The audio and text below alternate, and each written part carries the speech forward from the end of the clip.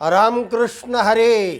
सज्जन हो, आज आपणाला पोट लागले पाठीसी संत श्रेष्ठ तुकाराम महाराजांच्या अभंगावर निरूपण ऐकवीत आहे.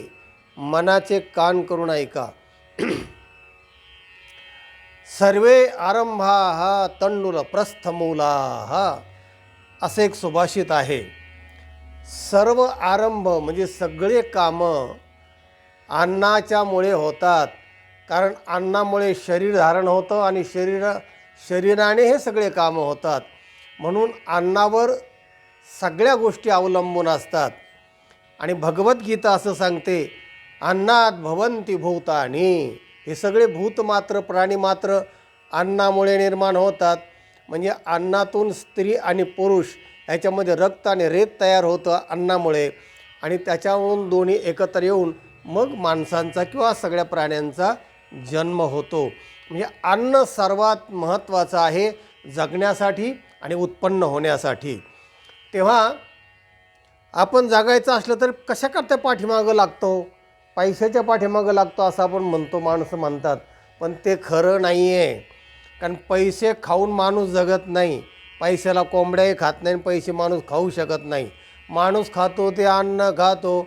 हा, पैशामुळे अन्न विकत घेता येतं हे बरोबर आहे, पण पैसे माणूस खात नाही. काय माणसं म्हणतात, तुले पैसे खातो, या गव्हर्नमेंट इतके पैसे खाल्ले, त्याने इतके पैसे खाल्ले. ही गोष्ट खोटी आहे. हा, पैशाचं काय विकत घेऊन तो खाऊ शकतो.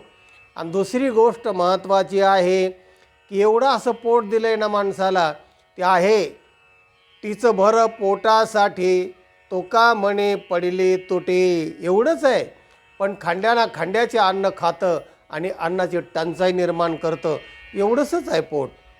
पण एक मात्र चांगली गोष्ट आहे की माणसं कितीही पैसा मिळवला, कितीही संपत्ती मिळवली, कितीही जमिनी मिळवल्या, फ्लॅट मिळवले, तरी तो बास म्हणत नाही. पण अशी एक भगवंताने किमया करून ठेवलेली आहे की पोट भरलं की माणूस म्हणतो बास, नको नको, आता नको. तो म्हणणार थोडे घेतो, अजिबात नको. एक घाससुद्धा मनुष्य खाऊ नको म्हणतो, बास म्हणतो. असं एकच आहे. तेव्हा कोणी कितीही काय झालं आणि काही खाल्लं तरी माणूस पोट भरलं की थांबतो.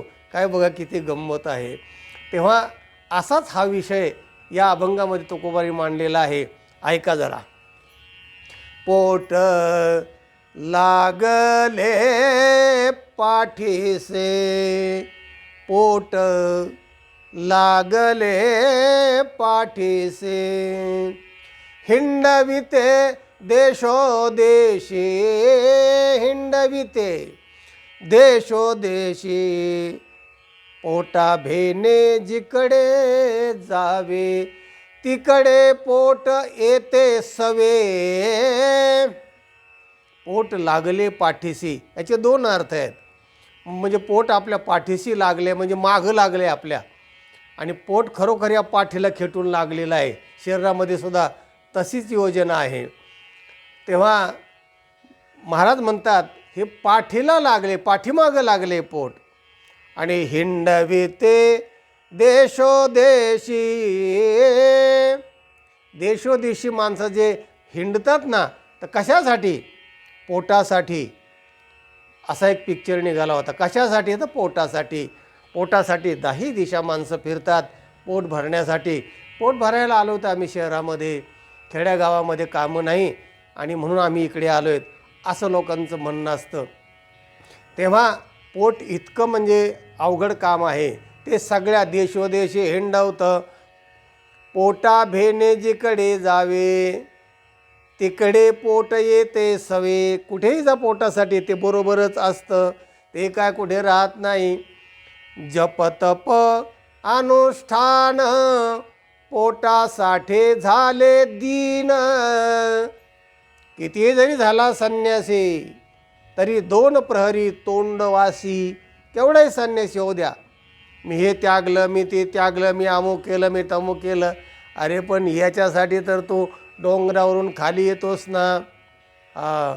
किती जरी झाला संन्यासी 2 प्रहरी तोंडवासी. ही तोंडवासी जी आहे ना, मागं लागलेली आहे. डोंगरावर तप करणारा माणूससुद्धा भूक लागली की खाली येतो. अशा प्रकारचं हे पोट आहे बघा. जप तप अनुष्ठान पोटासाठी झाले दीन. मोठमोठे साधू संत हे न ते सगळे भीक मागल्याशिवाय त्यांना जगता येत नाही. 5 घरं आम्ही भिक्षा मागतो, 5 घरं का होईना पण भिक्षा मागतो आणि जगतो, हे मात्र वास्तव आहे, सत्य आहे. पोटे सांडियले चव, नीचा पुढे ते नाचवे. पोटे सांडविली चवी. एकदा का कडाडून भूक लागले ना की माणूस चव काय पाहत नाही, गपागप खातो. तो म्हणत नाही खारटण तुरटण काय झालंय ते. भुकेला कोंडा झोपेला धोंडा अशी एक म्हण आहे. भूक लागली ना कडाडून की कोंडासुद्धा माणूस खातो आणि तो सुद्धा त्याला गोड लागतो. पोट भरलं मग थोडं घ्या म्हटलं तरी मग त्याला चव आठवते. पण पोटे सांडियली चवी, चवी खूप भूक लागली की चवसुद्धा माणसाला आठवत नाही, तो गपागप पोट भरण्यासाठी खात असतो. नीच्या पुढे ते नाचवे. पोटासाठी माणसं काय काय नोकऱ्या करतात, काय काय कोणाकोणाकडे काय वेठ बिगारी करतात. हे कर म्हणलं की करतो, नाच म्हणलं की नाचतो. हे नाचे किंवा नाची ह्या सगळे जे नाचतात ना लोक, कशासाठी नाचतात? पोटासाठी नाचतात. नीच्या पुढे. नीच माणूस जरी असला आणि त्याच्याकडे पैसे असले ना, त्याने सांगितलं हे घे पैसे नाच, की नाचायला लागतात. नाचे किंवा नाची म्हणजे ज्या नर्तकी आहेत त्या नाचायला लागतात, कारण तेवढे पैसे द्या, नाचतात. सगळे कोणी जे कोणी असतील ना ते नीच्या पुढे नाचतात ना, त्याचं कारण आहे पोट. पोटा काशिया भरे, पोट काशिया भरे. कशाने पोट भरेल असं प्रश्नचिन्ह तो गोबाराय म्हणतात. तो का म्हणे झोर झोरू मरे. झुरू झुरू मरतो माणूस. आता कुठं जावं, आता कसं पोट भरण, आता काय करावं, असं झोरू झोरू मरायला लागतो माणूस. एवढं पोट भयानक आहे. आणि म्हणून सज्जन हो, अन्न महत्त्वाचं आहे. आणि म्हणून मी सुरुवातीला सांगितलं सर्वे आरंभाः तण्डुल प्रस्थमूलाः. सगळे आरंभ अन्नावर चालतात. आणि म्हणून आपण जेवताना एक महत्त्वाचा श्लोक मराठीमध्ये म्हणत असतो. वदने कवळ घेता नाम घ्या श्री हरीचे, सहज हवन होते नाम घेता फुकाचे. जीवन करे जीवित्वा अन्न हे पूर्ण ब्रह्म, उदर भरण नोहे जाणिजे यज्ञ कर्म. जीवन करी जीवित्वा अन्न हे पूर्ण ब्रह्म आहे. त्या बाकीचे ब्रह्मज्ञान आहेत पण पूर्ण ब्रह्म नाही आहे. अन्नावर सगळं पूर्ण ब्रह्म अवलंबून आहे.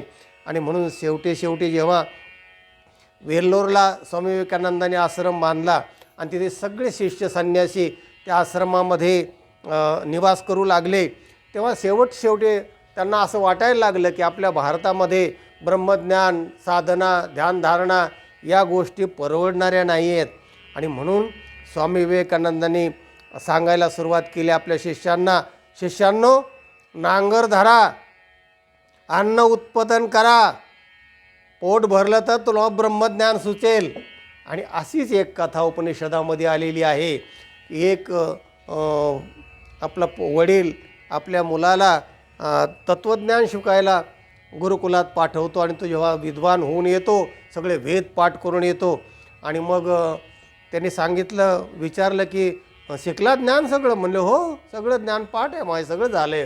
हो. मग ब्रह्म म्हणजे काय? म्हणले मला ब्रह्म म्हणजे एक जाणलं की सगळं जाणलं जातं, असं काय आहे का? म्हणले हे नाही सांगितलं गुरुने. मग म्हणले बाबा रे, मी तुला पहिल्यापासून सांगतो, अन्नम ब्रह्म विजानीयात. अन्न हे ब्रह्म आहे असं तू समज. तो म्हणला अन्न ब्रह्म कसं असेल? अन्नाने ते शरीर निर्माण होतं आणि मन बुद्धे परतस्थ सा, बुद्धीच्या पलीकडे आत्मा असतो म्हणजे ब्रह्म असतं वगैरे असं तत्त्वज्ञान सांगितलेलं आहे.